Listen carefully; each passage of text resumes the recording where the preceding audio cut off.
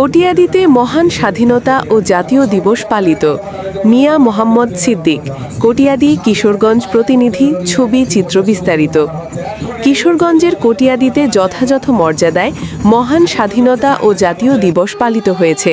এই উপলক্ষে বৃহস্পতিবার ২৬ মার্চ সূর্যোদয়ের সাথে সাথে উপজেলা সংলগ্ন শহীদ স্মৃতিস্তম্ভে ৩১ বার তোপধ্বনির মধ্য দিয়ে দিবসের কর্মসূচি শুরু হয়।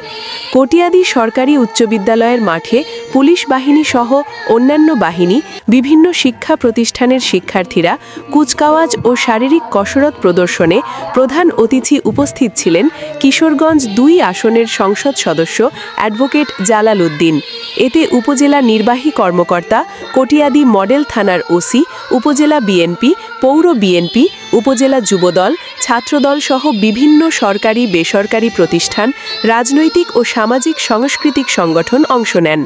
সকালে স্মৃতিস্তম্ভে ফুল দিয়ে শ্রদ্ধা নিবেদন করেন উপজেলা নির্বাহী কর্মকর্তা শামিমা আফরোজ মার্লিজ, কটিয়াদী মডেল থানার ওসি মাহবুবুর রহমান, উপজেলা বিএনপির সভাপতি তফাজ্জল হোসেন খান দিলীপ, পৌর বিএনপির সভাপতি আশরাফুল হক দাদন পুষ্পার্ঘ্য অর্পণ করেন।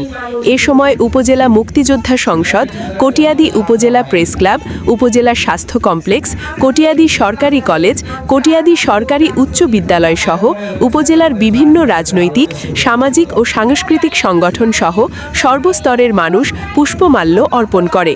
মনোজ্ঞ কুচকাওয়াজ ও ডিসপ্লে, এতে বিভিন্ন শিক্ষা প্রতিষ্ঠান ও সংগঠনের শিক্ষার্থীরা অংশগ্রহণ করে। অনুষ্ঠান শেষে বীর মুক্তিযোদ্ধাদের সংবর্ধনা দেয়া হয়। মিয়া মোহাম্মদ সিদ্দিক, বিজয় 24 টিভি, কটিয়াদী, কিশোরগঞ্জ।